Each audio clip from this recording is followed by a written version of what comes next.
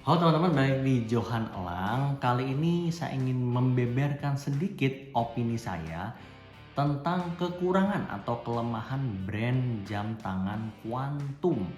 Jadi kemarin saya udah sempet tuh berikan kelebihan brand jam tangan Quantum ya. Kali ini saya akan kasih kekurangan Quantum. Jadi gini teman-teman, kenapa saya bilang saya bisa mengomentari kelebihan dan kelemahan dari brand A dan brand B ya.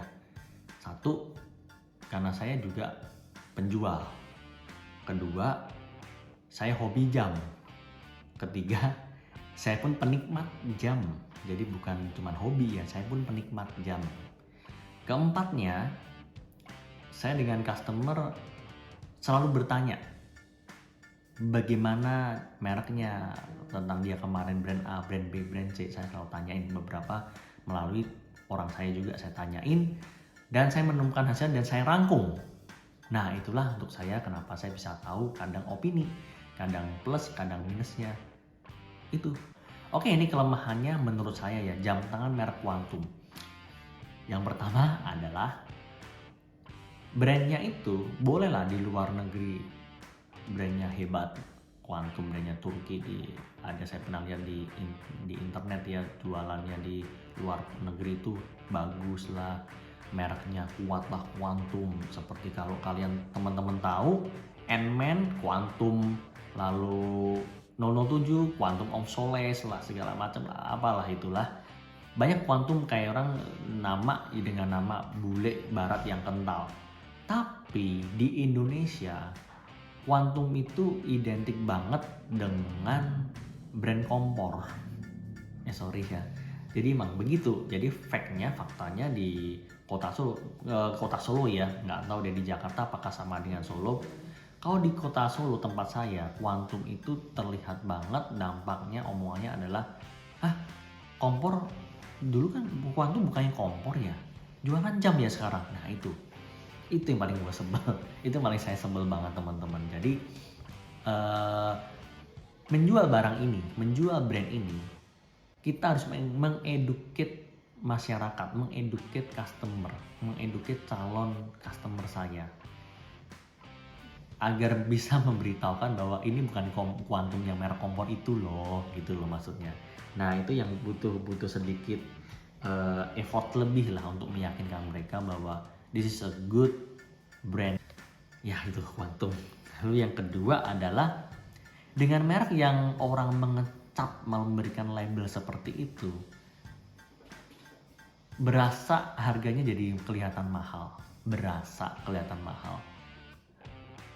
Bukan dilihat dari sisi materialnya ya, tapi dilihat dari sisi karena melihat brand jam tangan Quantum di Indonesia itu identik dengan kompor, jadi berasa kesannya harganya itu mahal. Tapi jika teman-teman melihat dari sisi barang kualitasnya, quality brandnya, quality barangnya, itu bagus, harganya oke punya, karena harganya murah menurut saya ya. Tapi kalau dibanding dengan namanya yang notabene orang Indo taunya itu kompor, jadi terlihat mahal. Itu faktor yang kedua. Lalu faktor ketiga adalah bagi saya ya, yang sebagai penjual dengan tangan yang tidak besar, pada saat saya iseng-iseng mencoba, itu merasa berat. Oke, merasa berat. Jadi gini, kita ambil sampel polis, ambil sampel lagi Alexander Christie yang besar. Ada nggak yang besar? Ada, walaupun tidak banyak dan tidak begitu laku juga. Expedition ada nggak yang besar? Ada. Pada saat saya coba di tangan saya yang notabene tangan saya nggak gede-gede amat, saya merasa produk Quantum ini terlalu berlebihan beratnya jika dibanding dengan brand yang Alexander Christie tadi, yang mungkin polis atau apa. Saya merasa berat aja. Tapi ternyata teman-teman kalau boleh tahu, boleh open mindednya ya, boleh dibuka. Sebenarnya itu tandanya materialnya tuh sangat bagus teman-teman. Jadi solidnya benar-benar solid. Yang pakai jam tangan Quantum ini nggak mungkin tangan sekecil saya. Jadi yang tangannya gede-gede, yang mungkin udah berotot, olahragawan segala macam, yang mungkin tangannya memang orang yang gemuk. Tidak ada masalah dengan mengangkat beban segitu kok. kalau menurut saya. Jadi so far kalau bagi mereka yang memang untuk penggunanya benar, tidak merasa keberatan. Tapi bagi saya secara pribadi yang saya penikmat jam, walaupun tangan saya tidak cocok, saya merasa berat gitu. Lalu yang terakhir adalah bagi saya secara pribadi, Quantum ini sedikit kurang promosi. Itu yang menyebabkan kenapa setiap mayoritas dealer yang ada di Indonesia mungkin sangat butuh effort lebih untuk mengeduket calon customernya untuk biar bisa mengambil brand jam tangan Quantum ini. Karena kenapa? Kantor hanya mengandalkan Watch Club sebagai iklan berjalan di setiap kota ada misalkan seperti itu, tapi mereka sedikit kurang dipromosi di Instagram atau di yang semacam penggunaan aktor atau iklan di sosmed, agak kurang menurut saya. Jadi itu yang menyebabkan saya bilang kita butuh effort lebih. Itu yang membuat saya sedikit merasakan bahwa ini jam tangan Quantum ini kekurangannya di situ.